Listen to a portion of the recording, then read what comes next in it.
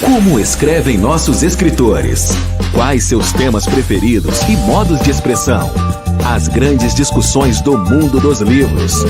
Entre Textos Entrevista, com Dilson Lages.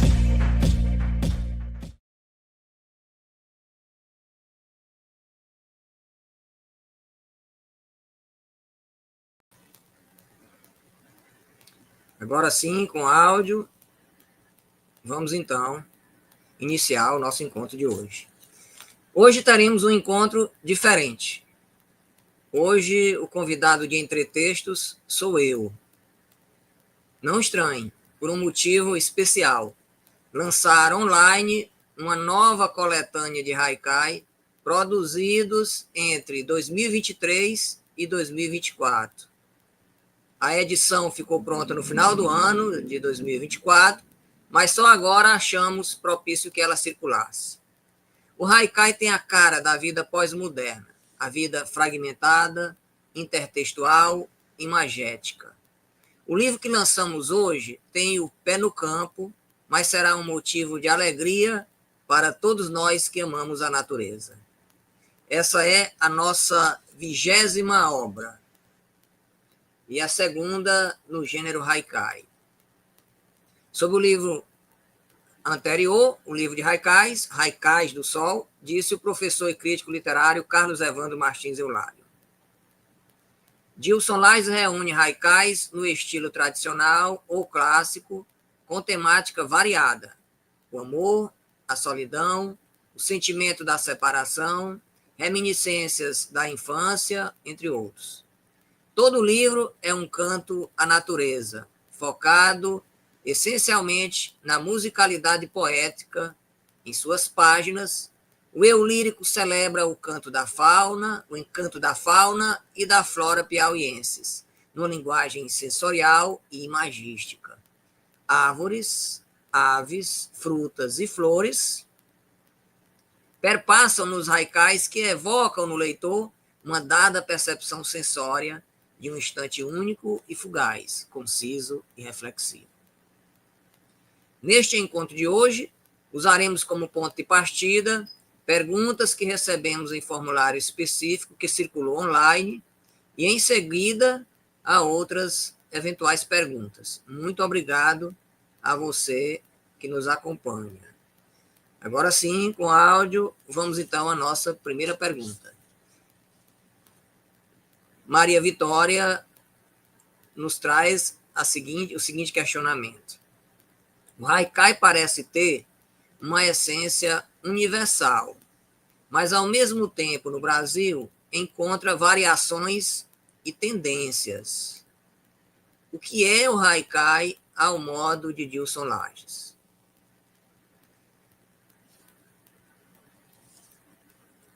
Eu vou responder aqui ao meu modo mesmo. A princípio, eu cheguei a responder por escrito, me chegaram aqui 5 formulações, e essas 5 formulações eu acreditei, inclusive, que fossem suficientes para pautar a discussão, a nossa conversa aqui. Achei, por sinal, muito interessante, todas elas. Então, a primeira pergunta aí que me é feita pela Maria Vitória. A minha resposta é muito pessoal. Essa categorização nós vamos deixar para os estudiosos, para os pesquisadores do haikai. Nós encontramos observações a esse propósito muito bem pontuadas no livro do professor Paulo Franchetti e também em Cesto de Caquis, de Edson Iura. São 2 livros referenciais, então nós vamos deixar as observações teóricas propriamente ditas, no seu sentido mais exato, para os pesquisadores do gênero. Porém, nós que escrevemos qualquer que seja o gênero literário, nós temos por obrigação, mas obrigação mesmo, também ter consciência do nosso fazer. Então, eu, a princípio, vejo que o haikai, ele é uma atitude de contemplação, uma atitude de contemplação que está alicerçada no aqui e no agora, no tempo e no lugar, com o apagamento do eu. Mas não é o tempo e o lugar em si aquilo que de verdade é mais importante. O tempo e o lugar, eles servem, na verdade, como condição para as sensações. O aqui e o agora, eles despertam em nós sensações. E vai nos interessar principalmente o instante como sensação. Mas não é também qualquer sensação. É uma associação que em mim surge, é uma sensação que em mim surge por alguma associação. Claro que a partir de um elemento da natureza. Eu me valho de um elemento da natureza e a partir daí eu vou, esse elemento se relaciona a alguma estação e eu vou relacioná-lo a uma informação visual, a uma informação tátil, a uma informação olfativa, a uma informação sonora ou ao paladar, alguma informação que vem do paladar. Então, esse é o meu ponto de partida. Eu vou me remeter a um elemento da natureza, diante de um instante de contemplação, eu busco um elemento da natureza que vai servir para eu construir um conjunto de informações justapostas que exploram a imagem surgida de uma maneira fragmentada, obedecendo a lógica, não necessariamente nesta ordem, da palavra de estação, da ação e da sugestão, mas não necessariamente nessa ordem, porque ela pode ser naturalmente que subvertida. Então, para mim, primeiro, o haikai é uma atitude de contemplação do aqui e do agora, em que eu busco capturar uma sensação fugaz, que tem para mim um sentido existencial, e eu acredito que possa também encontrar esse sentido existencial também no leitor. Mas o haikai tem uma forma de dizer que lhe é própria. Eu estou falando do haikai ao modo tradicional. É disto que eu estou falando. O haikai é a maneira tradicional. Tem uma forma específica de materialidade, que é a organização, não apenas obedecendo a essa lógica que eu mencionei ainda há pouco, mas também em 17 sílabas poéticas, podendo ser para menos, mas reza o bom senso que não seja para mais, embora existam aí muitos haikalistas, muitos haijins famosos, muitos haikalistas famosos que fazem haikais ultrapassando as 17 sílabas poéticas, sobretudo no segundo verso. Eu tenho, vou citar como exemplo, eu andei fazendo, eu tenho muitos haikais inéditos recentes, eu viajo regularmente com uma certa frequência para o campo, e o campo me é fonte de inspiração. Recentemente, nós estamos no período da estação das águas, e nas primeiras chuvas, a paisagem nossa do clima semiárido, eu estou no Piauí, e a nossa paisagem, ela é uma paisagem seca na maior parte do ano, sobretudo no período aí que vai de julho a dezembro, início de janeiro, uma paisagem tórrida, literalmente. Mas vem as primeiras chuvas, a paisagem se transforma em um verde exuberante. E há uma grande quantidade de capins que são de ervas, capins, que são muito de moitas, que são muito próprios do nosso clima e da nossa região. Tem um chamado capim de porco, popularmente chamado capim de porco, que ele produz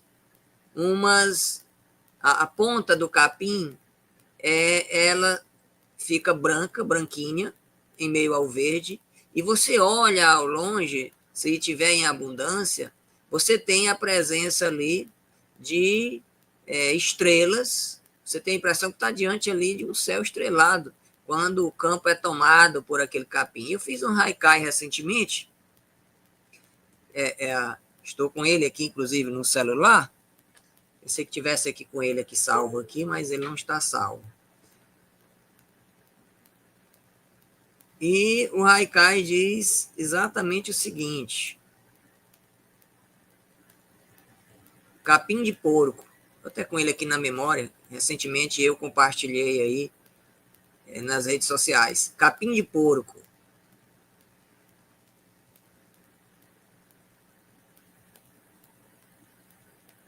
O céu mudou de lugar, estrelas no chão. Capim de porco. O céu mudou de lugar, estrelas no chão. Embora eu não tenha as 17 sílabas poéticas, vou ter 16 sílabas, 5, 7, 4. Aliás, 4, 7, 5. Embora eu não tenha necessariamente essa quantidade de sílabas poéticas, eu tenho toda a estrutura do haikai e a preocupação com a imagem aí, com o efeito de sentido, se sobrepõe à preocupação com a métrica. E eu procurei não bater cabeça porque gostei do efeito de sentido que estava sendo gerado ali. Mas, no geral, nós vamos ter uma superestrutura. Nós temos essa superestrutura que comporta a estação, ação e reação, as 17 sílabas poéticas, algumas vezes para menos e menos frequentemente para mais. E tem um outro aspecto, que é a sintaxe e a semântica do haikai, o modo de organização das orações, e também a seleção vocabular devem ser simples, como simples é a natureza. Eles devem ser simples, coloquiais, essa é uma característica, objetivos, concisos. Essa é, em essência, essas são, em essência, características do haikai. Então, Vitória, eu acredito que é isso que eu, de alguma forma, faço quando escrevo. Eu, de alguma forma, mergulho, sobretudo nesse interesse vivo em capturar uma sensação que um elemento da natureza me traz, gera sobre mim, fazendo aí uma justaposição entre duas informações que vão, de alguma forma, gerar uma combinação mental que seja fácil de assimilação, porque senão nós estaríamos aí rompendo com o princípio da simplicidade. É possível alcançar a simplicidade em comparações mentais? Isso nós não teríamos que ter, ao fazer o corte no haikai, vamos falar disso daqui a pouquinho, uma outra pergunta que me foi formulada, ao fazer o corte no haikai, eu não teria que usar uma linguagem exclusivamente denotativa? Então, vamos falar sobre isso daqui a pouquinho. Mas, em essência, é isso, Vitória. É isso que eu faço quando eu produzo um haikai. Eu vou, então, para a pergunta seguinte, é isso que é o haikai. E aqui eu faço um parênteses. Eu procuro me valer de alguns princípios também, de alguns valores. Eu busco nesses haikais porque eu acredito que tem que haver um estado zen, um estado que é o estado de iluminação.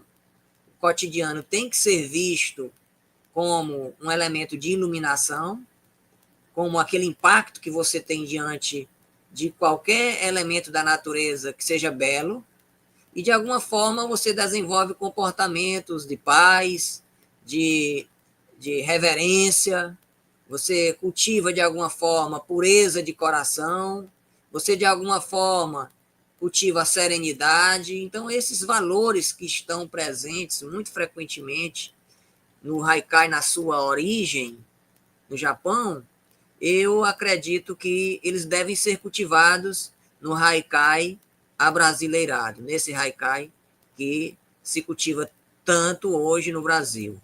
Este é um dos gêneros mais cultivados no país atualmente, que tem a cara do mundo digital. Por isso ele circula tão bem e é tão bem recebido em meio digital. Então eu vou aí ao segundo questionamento. Vamos aqui a segunda pergunta. Quem me faz aqui a segunda pergunta é o meu conterrâneo amigo Francisco Carlos, que tem alguns livros são livros que tematizam elementos da identidade de Barras. O último que ele publicou sobre a finada Alda Rodrigues, considerada uma milagrosa pelos barrenses. Então, me pergunta aqui o nosso estimado conterrâneo e amigo escritor Francisco Carlos. Salvo engano, observei que alguns haikais não seguem o estilo tradicional. Primeiro e terceiro versos em pentassílabos, redondilha menor, e o segundo heptassílabos, redondilha maior. Favor comentar essa minha observação. Bem, é verdade. Como eu fiz questão de começar com um haikai que exatamente rompia por isso, por conta dessa pergunta do nosso amigo Francisco Carlos. Eu busco alcançar as 17 sílabas poéticas. Eu procuro alcançá-las. Porém, eu privilegio, na verdade, uma imagem, eu privilegio a sonoridade, eu privilegio, às vezes, algum outro efeito de sentido, como humor. Claro que eu persigo as 17 sílabas sonoras. Mas, quando eu alcanço aquilo que eu busco, sem necessariamente alcançar as 17 sílabas sonoras, eu, às vezes, até que fico batendo cabeça, pensando na refacção, em refazê-lo, mas às vezes não. Se eu julgo que eu faço repetidas leituras, mas se eu julgo que eu consegui alcançar aquilo que buscava, eu não fico lendo e relendo. Aquilo que eu busco é o efeito estético.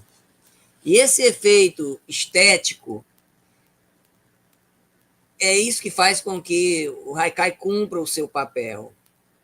Se eu vejo que eu alcancei essa dimensão da beleza efêmera, se eu vejo que existe ali uma harmonia com a natureza, se eu vejo que existe ali uma reflexão filosófica sobre a existência, e principalmente, se eu observo ali a expressão da simplicidade com profundidade, se eu tenho o simples com profundidade, eu não vou me debater buscando, perseguindo as 17 sílabas poéticas. Eu busco alcançá-las, mas eu não as persigo à exaustão, porque eu creio que a dimensão estética do haikai pode dispensar a obsessão da forma em seu sentido sonoro, em seu sentido métrico. Então, nesse sentido, muitas vezes eu não produzo considerando as 17 sílabas. Às vezes sim, às vezes não. E não me sinto culpado por isso, não. Na tradição literária, eu vou aqui citar o caso de alguns haikalistas bastante festejados. Vou citar festejados na tradição escolar.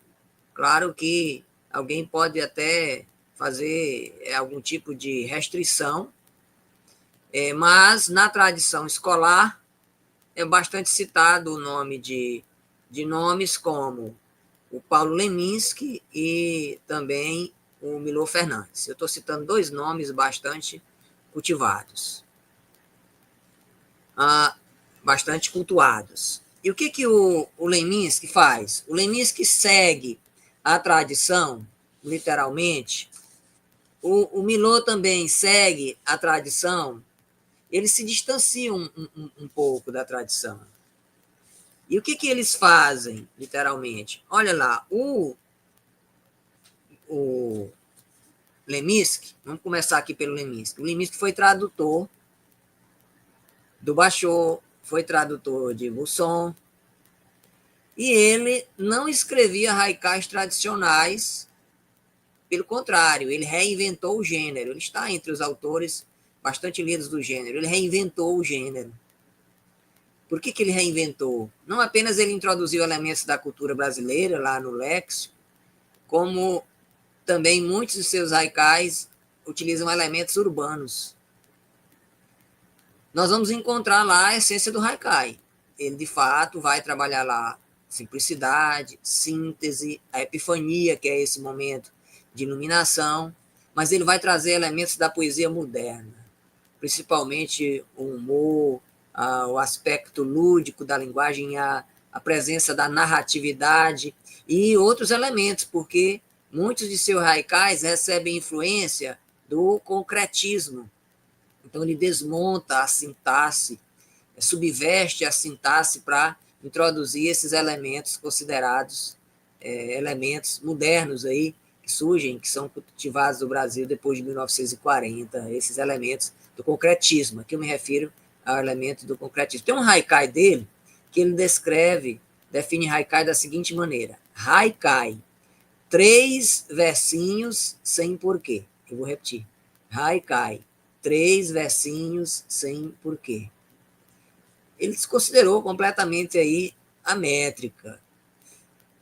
Nós vamos encontrar também nele bastante liberdade formal. Além desses elementos aí que eu mencionei, nós encontramos aí a liberdade formal como um elemento muito característico dele, porque o seu haikai, a essência do haikai dele é se constituírem, eles vão se tornando em quase aforismos. São quase aforismos. Você lê e tem a impressão que está diante de um aforismo. E aí, sob esse ponto de vista, se nós observarmos aí o lugar do aforismo, alguém pode aí, alguém mais ortodoxo, fazer inclusive restrições ao haikai que tem a característica de se constituir como um aforismo, de se transformar espontaneamente em um aforismo. Nessa mesma perspectiva vai o Milô. O Milô, ele abandona por completo, porque ele vai se valer, na verdade, de elementos conceituais, são quase pensamentos. Além de aforismos, são quase pensamentos, porque o objetivo do Milô, além de fazer questionamentos sobre a sociedade contemporânea, inclusive questionamentos de fundo político e aspectos que estão vinculados à condição humana em si, ele constrói os seus haikais quase transformando-os quase que em piada. Os seus haikais dialogam com a piada. E aí ele vai subverter por completo aí a métrica, porque ele busca alcançar outros efeitos de sentido. Então eu vejo, e aí eu não estou aqui de forma alguma me comparando nem com o Milô e nem com o Paulo Leminski, mas estou aqui observando que é possível você subverter a forma e alcançar efeitos de sentido que fazem com que o leitor alcance a dimensão estética do texto, fazendo com que o haikai cumpra ali o seu papel muito claramente. Eu creio que respondi aí a pergunta que me foi formulada pelo amigo Francisco Carlos. Eu, a propósito, tinha aqui a intenção de analisar aqui alguns haikais, mas eu não vou fazê-lo. Eu não vou fazê-lo aqui a contar a sílaba métrica, até mesmo porque nós vamos ministrar uma oficina e nessa oficina, nós vamos fazer isso.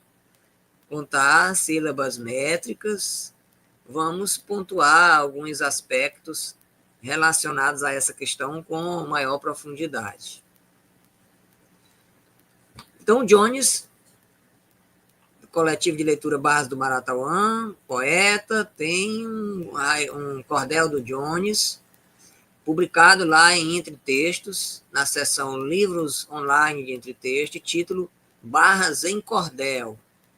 Então, os meus conterrâneos que assistem ou irão assistir posteriormente, estão assistindo num outro momento, assistem num outro momento que não deste lançamento, visite lá depois o portal Entre Textos, a seção Livros Online, leia o Haikai de Johnny Souza, Barras em Cordel, compartilhe Barras em Cordel com os seus conterrâneos. Vale muito a pena ler e reler. Então, o Jones, ele me pergunta o seguinte: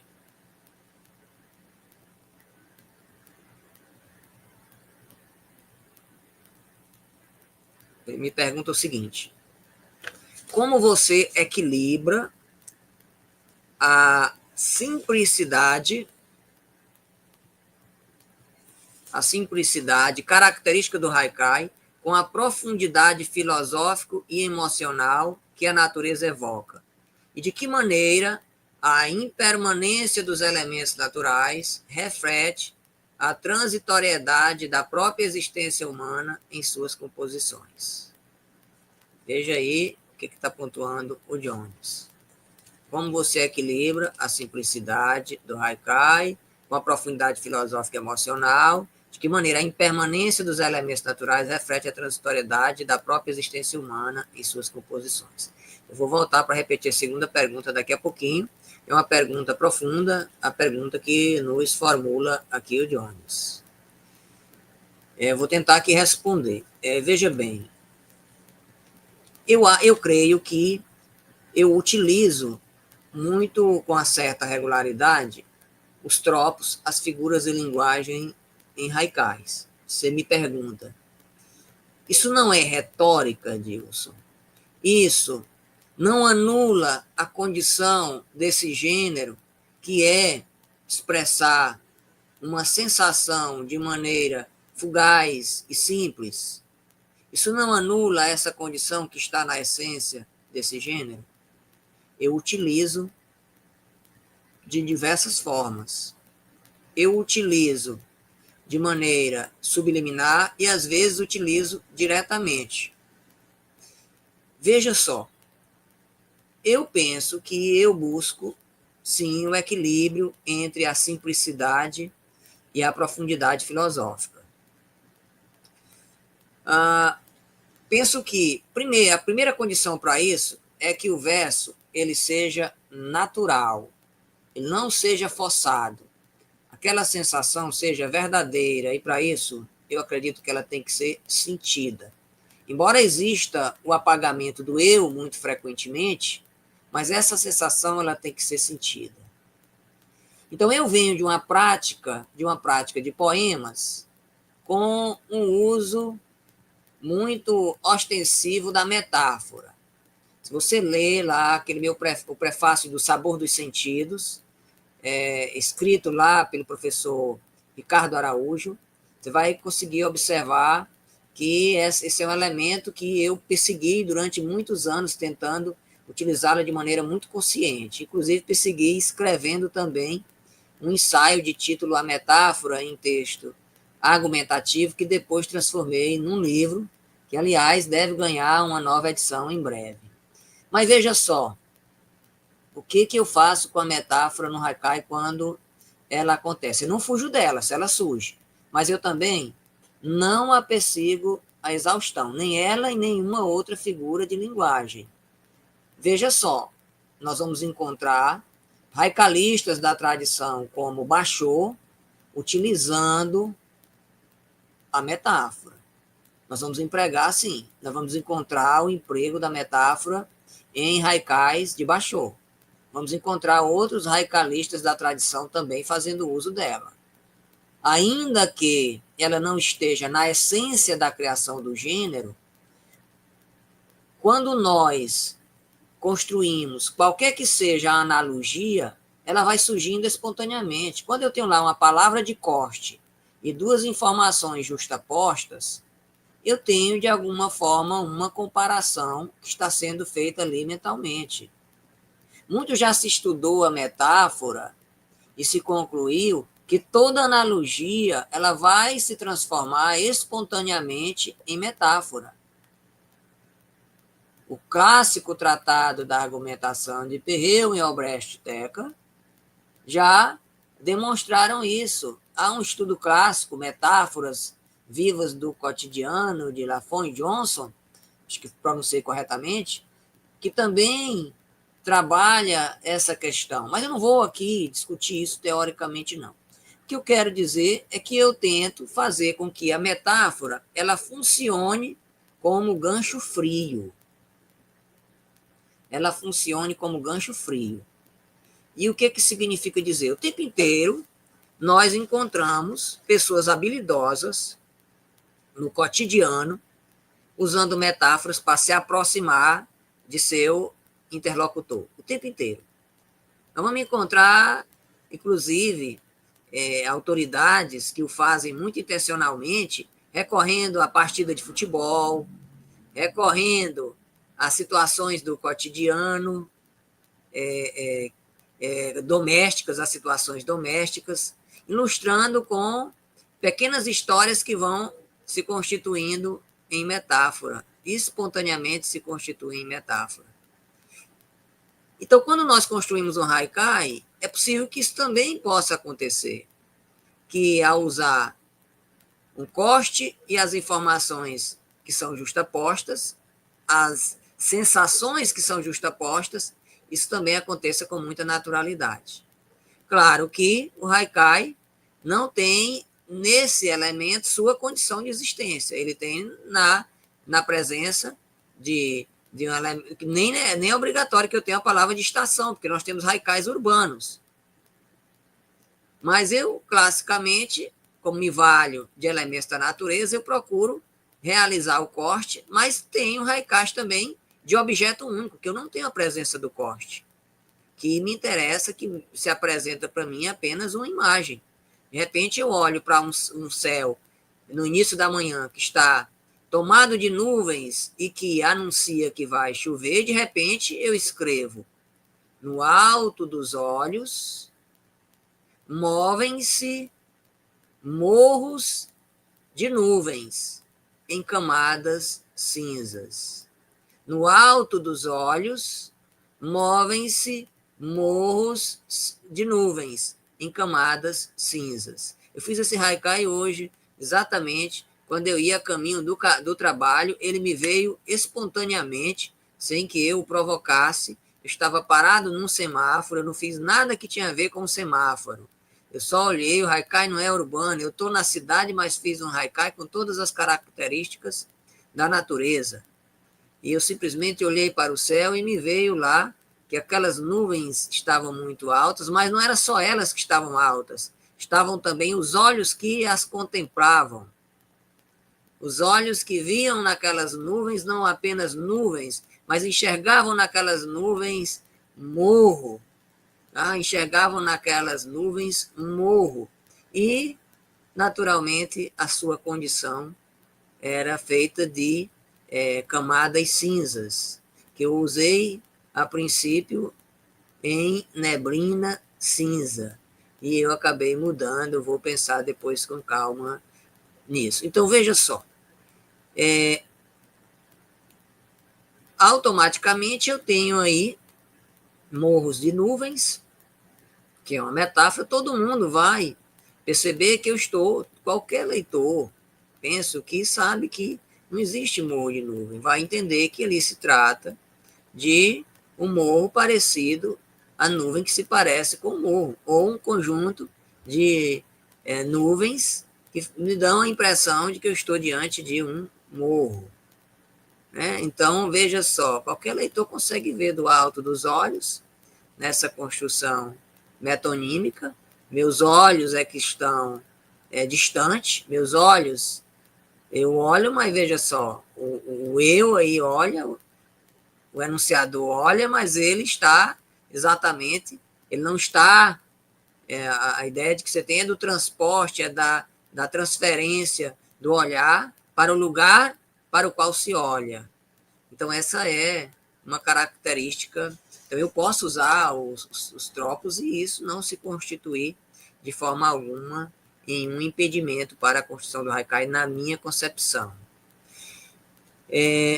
Mas a tradição prega que se fuja deles. Se você buscar aí, eu sempre gosto de reputar e de citar os estudos do professor Paulo Franchetti, principalmente aquele livro dele. O blog dele está repleto de estudos sobre haikais, tem muitos ensaios bacanas lá sobre haikais. Você vai encontrar algumas observações dele falando sobre metáfora. Ele não vê a metáfora como elemento constitutivo do haikai. Você tem lá aquele livro maravilhoso dele, Haikai, Antologia e História. Você consegue buscar aí facilmente pelo universo virtual. Bem, eu posso usar uma metáfora, ainda assim o haikai ser simples. É esse o meu ponto de vista. Embora, eu volto a frisar, eu não estou dizendo que ele é um elemento que deva ser valorizado no haikai, mas eu, como venho de uma tradição de uso do haikai, da metáfora, eu costumo utilizá-lo vez por outra. Bem, o outro aspecto que você me destaca aí, que você me perguntou, é o modo como eu capturo um instante. Como é que eu faço para a questão da impermanência, da efemeridade das coisas? Como é que eu faço para que isso tenha uma dimensão filosófica? Sua pergunta é profunda. Como é que eu faço para que a captura desse instante, que é fugaz, ele possa ter um sentido existencial? Olha que pergunta profunda. Como esse momento agora pode ter um sentido existencial? Esse momento, o momento da contemplação em si, não do lançamento aqui da antologia, né? Bem, isso é muito pessoal. Eu penso que é o leitor que tem todas as chaves para perceber se existe ou não essa condição. Às vezes, dos haikais que estão aí, eu compartilhei, esses haikais foram sendo compartilhados em rede social, foram encaminhados pelo WhatsApp. Esses textos que estão aí, eles circularam bastante por muitos lugares, por muitos espaços, do norte ao sul, esses haikais circularam. Então, às vezes eu tive haikais que tiveram uma boa recepção, outros momentos essa recepção não aconteceu na proporção desejada, né? Mas é assim, então, eu acho que está muito mais no leitor, é uma questão de identificação. Penso que está mais no leitor. Eu tenho ainda aqui 2 questionamentos aqui que me foram formulados online. Eu quero ir a eles, mas eu vou aqui os 2 questionamentos. Professor Washington, eu prefiro Guilherme de Almeida, a Leminski e a Milor. Resiste aqui o professor Washington. Leminski e Milor não são melhores poetas do que você, Dilson. Muito obrigado pela sua generosidade, professor. Agradeço aqui a escritora Márcia Evelyn, a Márcia Evelyn de Carvalho, minha prima, a Márcia Evelyn aqui presente também conosco. Eu acho que pontuei aqui a proporção que a fala ia acontecendo, fui pontuando aqui todos que estiveram aqui conosco. Queria agradecer aqui também a presença do estimado amigo poeta Marco Antônio Carvalho de Oliveira, Marcos Carvalho, fundador do coletivo de leitura Barras do Maratauã. Bem, vou então responder a pergunta seguinte. Eu queria só ressaltar que o nosso livro ele está disponível pelo Pix que aparece aí embaixo, essa chave de Pix, tá? Também ressaltar que nós estaremos ministrando uma oficina online para quem tiver interesse nos dias 19 e 26 de março, de 19 às 21 horas, pelo Zoom. Uma oficina de leitura e produção de haikais, na verdade é um pouco do relato de minha experiência. Nós vamos fazer ler haikais e fazer haikais a partir de minha experiência com haikai, sobretudo. Não é nada que vá perseguir a história do haikai ou aspectos relacionados, embora a gente vá naturalmente aqui tecer reflexões de fundo teórico, mas o sentido é vivenciar a prática do Haikai. Então, eu vou responder as duas últimas perguntas. Nós estamos aqui com 45 minutos, mas eu vou responder as duas últimas perguntas, tá? Então, Carmen Salles me pergunta o seguinte: recebi ontem pelos Correios seu livro de Haikais. Obrigado, Carmen, que bacana que lhe chegou. E que felicidade. Leio Haikais às vezes buscando marcas regionais. Lendo seus Haikais em redes sociais, em grupos de Zap, me acostumei a tentar descobrir o universal e o regional, a conhecer outras paisagens pelo Haikai. O que há de sua região, o Piauí, nos Haikais? Nunca estive no Nordeste, mas dizem que vocês só têm 2 estações. Como isso interfere em seu processo criativo? Obrigado, Carmen. E espero que você esteja gostando da leitura. De fato, Carmen, nós temos 2 estações. Nós temos 2 estações, sobretudo, né? Essas estações, nós temos aí primeiro, chove muito pouco no Piauí, especificamente onde eu falo. Nós temos as chuvas concentradas principalmente nos meses de fevereiro, março, abril. Às vezes chove um pouquinho em janeiro, um pouquinho em maio, às vezes, mas nem sempre na proporção que se espera. E alguma chuva tardia, chuvas em dezembro que aparecem mais em pequena quantidade. E ao longo do restante do ano, elas são mais raras de acontecer. Veja só, aqui, particularmente, todas as características que aparecem aí no sul do país, das estações, claramente marcadas, a primavera claramente marcada, o outono claramente marcado. Aqui nós temos, claro que, aqui nós temos o momento em que as folhas das árvores caem. Nós vamos ter um momento em que as flores brotam, mas o nosso clima é semiárido e a maior parte do ano nós temos poucas chuvas e altas temperaturas. Temperaturas um pouco elevadas em relação a outras regiões do país. Mas isso não impede que nós possamos tematizar a natureza. Eu até anotei aqui, você pediu para... Eu pontuei vários elementos, você pediu que eu apresentasse aqui alguns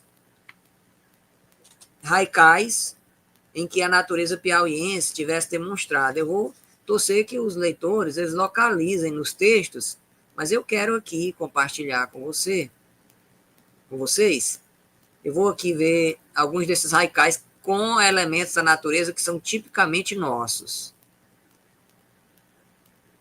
Ver se eu consigo aqui compartilhar. Eu estou aqui com um arquivo do livro aqui em tela. Muito bem. Então, deixa eu ver aqui na página 108. Acho que está aparecendo aí para todo mundo. 108. Permita só aqui. Isso, 108. Deixa eu voltar para cá por livro. Então, veja só. Aí eu tenho que eu li no pé. Janeiro quase chegando, vermelho e doce.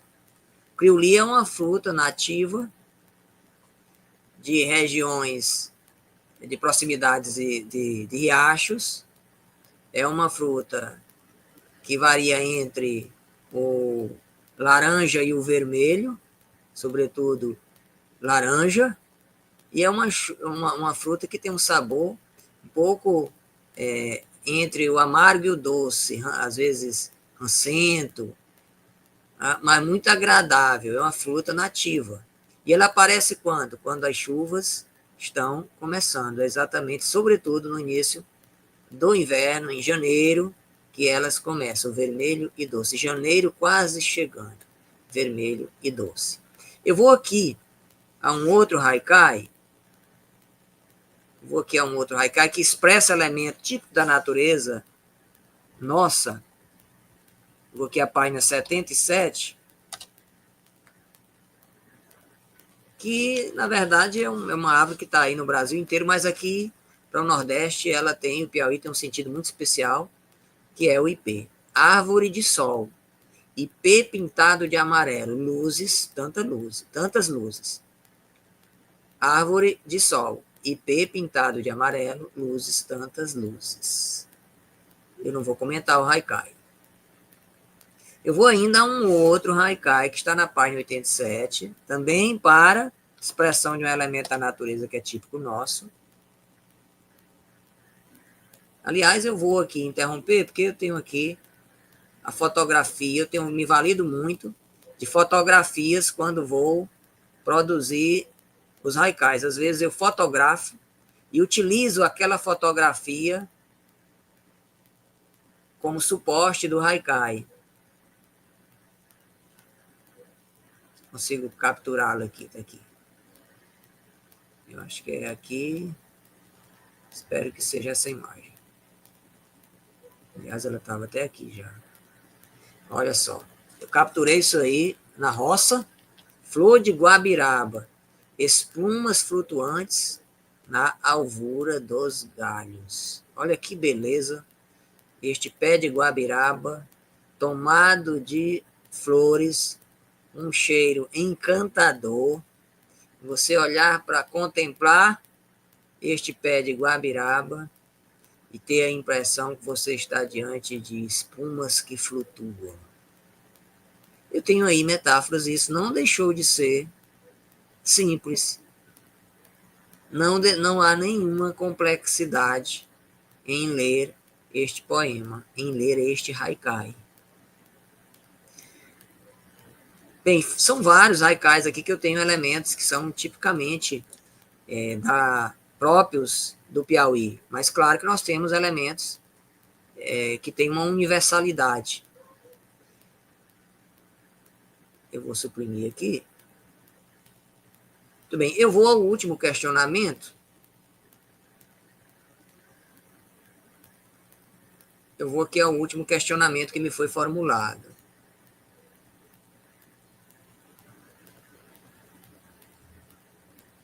A Márcia Evelyn me faz aqui um questionamento, eu vou respondê-la já já. Eu vou na sequência, que é o último questionamento que eu recebi por formulário.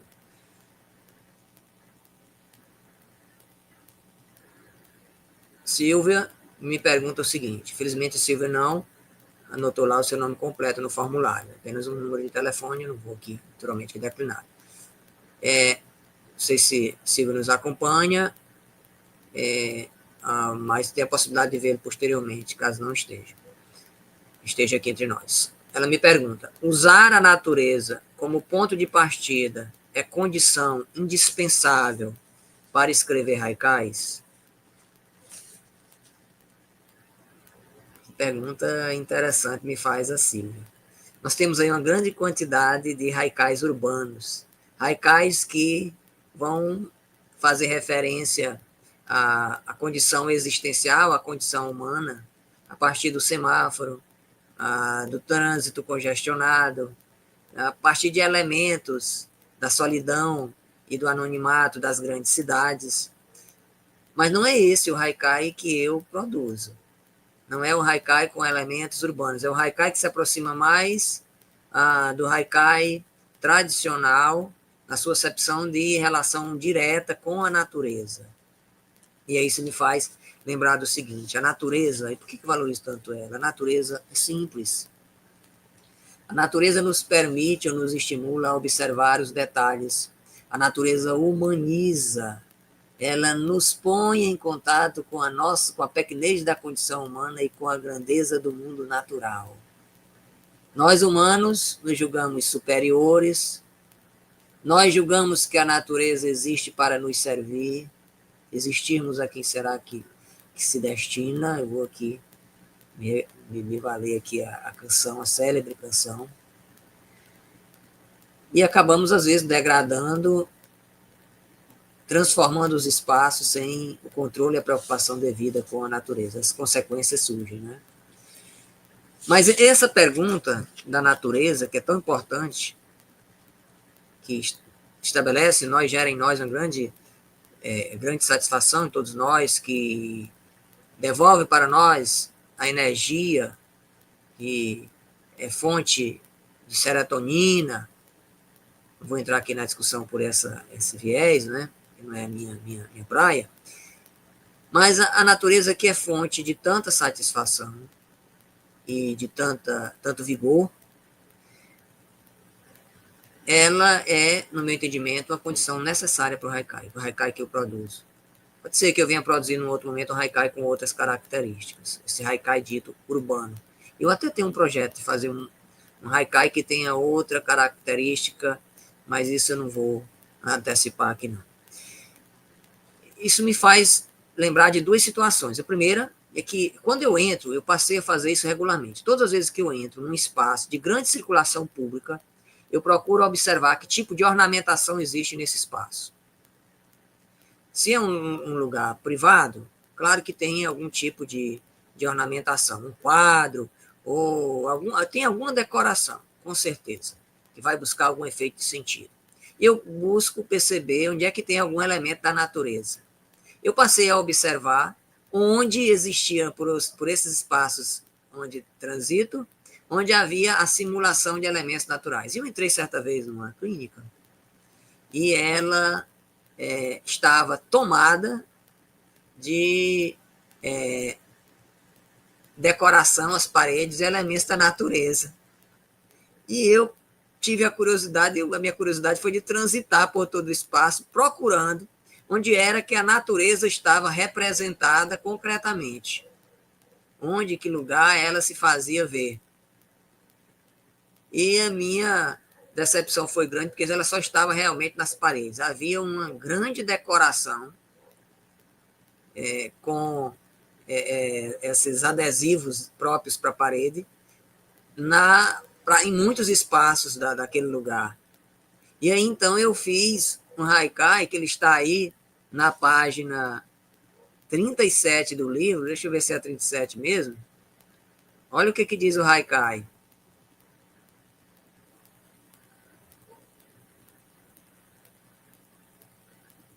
Eu acabei fechando o arquivo ainda há pouco. Abri aqui, deixa eu localizar para compartilhar. Olha aí o que ele diz.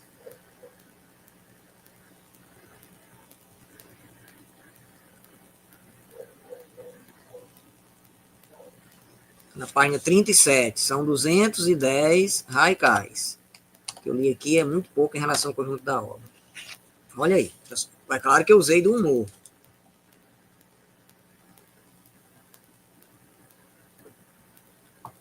Artificiais. As plantas mortas no quadro, ai, e ai, ai, e ai, ai. Artificiais.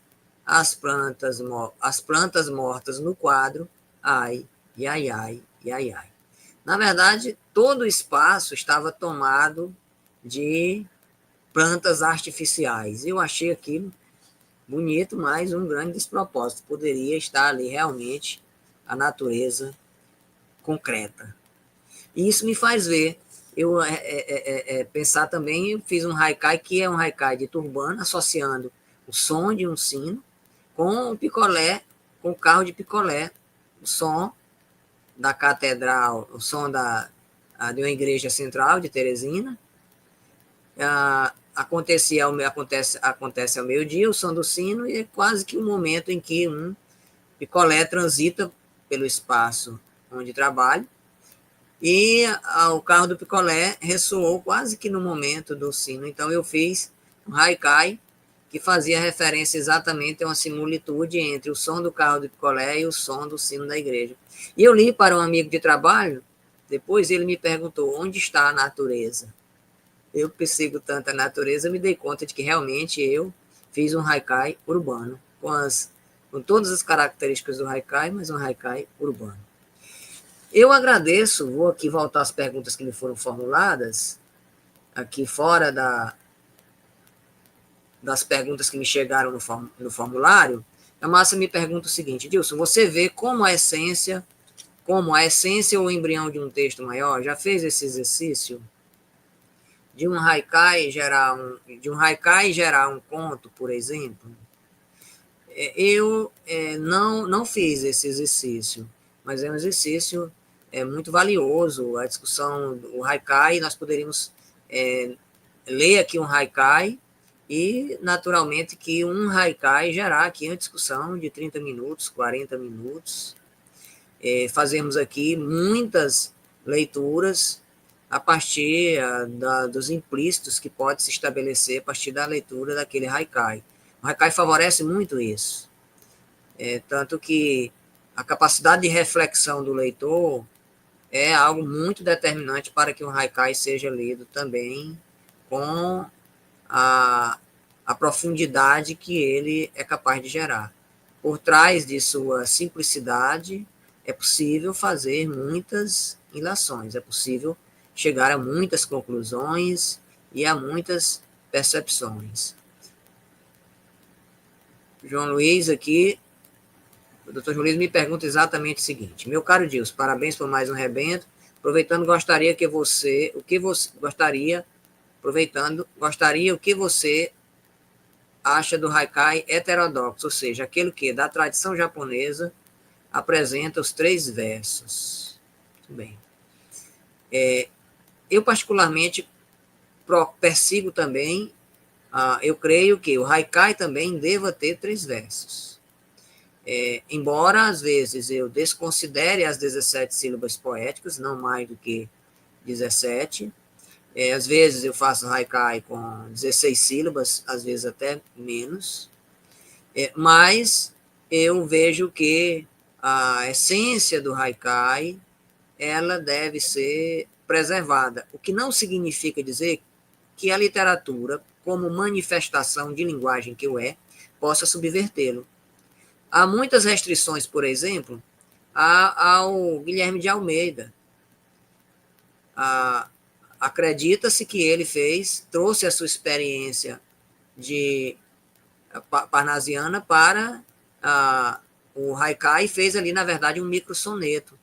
Ao rimar internamente o segundo verso, a segunda sílaba sonora com a última, ao rimar a primeira sílaba sonora, a última sílaba do primeiro verso com a última sílaba do terceiro verso.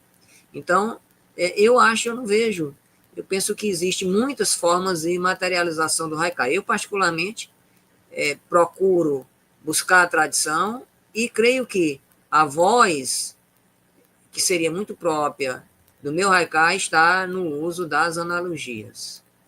Está em como eu vou construindo essas analogias. Eu acho que tem uma identidade, que tem um quê muito pessoal ali. Particularmente é o que eu penso, posso estar sendo aqui, inclusive, presunçoso, mas é o que eu penso. A Márcia me destaca aqui o seguinte: esses haikais são bastante sonoros, sinto vontade de musicá-los. Eu vou daqui a pouquinho reproduzir aqui uma música gerada por IA, está num estilo que não é MPB, que não é rock, forró, que alguém pode nem considerar forró, mas eu vou reproduzir aqui no finalzinho o conjunto desses haikais musicados por inteligência artificial no gênero forró. Esse forró é dito moderno. E quero aproveitar para, se Márcia musicar o Haikai, vai ser motivo de muita alegria, porque a Márcia, que é a contadora mor de histórias para a infância do Piauí, a Márcia, que é essa autora extraordinária de literatura para a infância, que todos nós, leitores seus, admiramos, tem uma capacidade única também para a música. Eu não tenho a possibilidade de ver alguma contação de história, eu corro para ouvi-la, porque eu sei que será, sem sombra de dúvidas, permeada por muita música, pela oralidade presente na música. Então, se você musicá-lo, vai ser motivo de muita alegria, Márcia. Muito obrigado.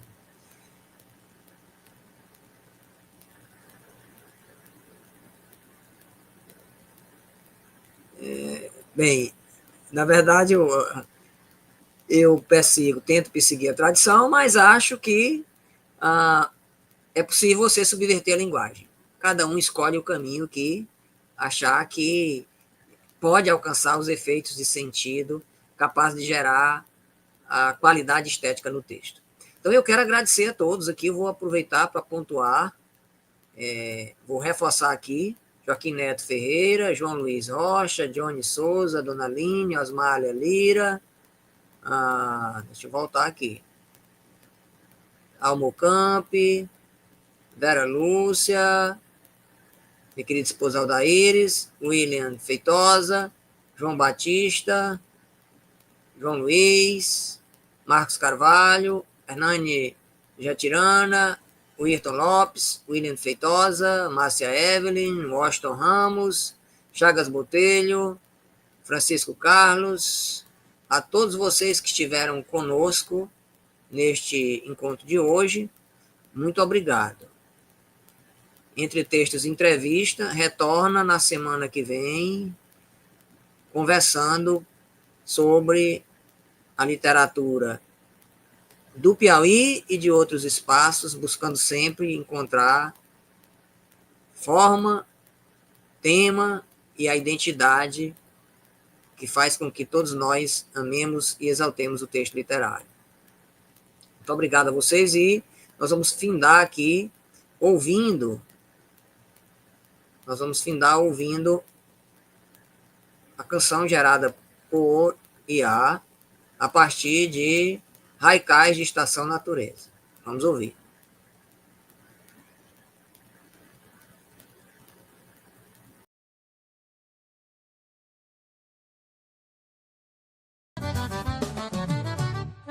Vento de chuva, as vozes da natureza zumbeim no ouvido. As vozes da natureza zumbeim no ouvido.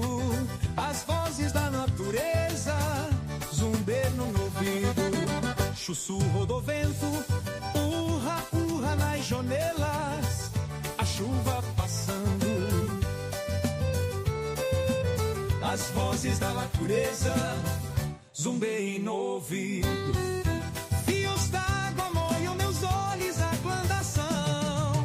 Urra, urra nas janelas, a chuva passando.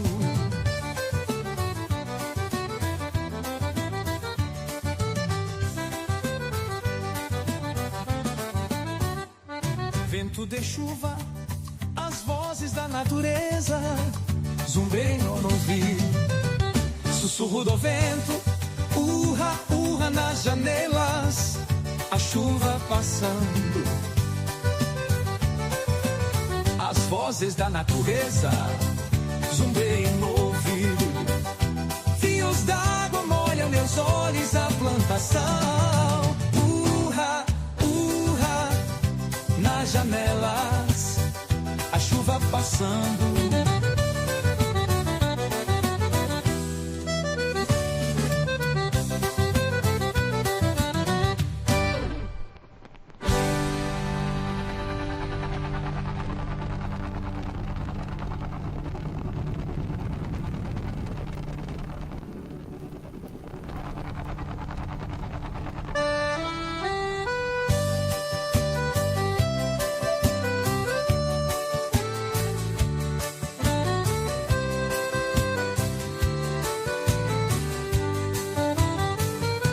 Fios d'água molham meus olhos, a plantação.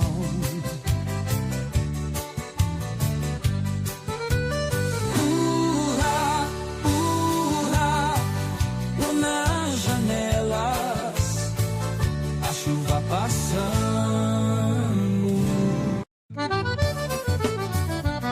Assim luz, acinzenta. Até a semana que vem e obrigado a você que esteve conosco nesse dia de hoje.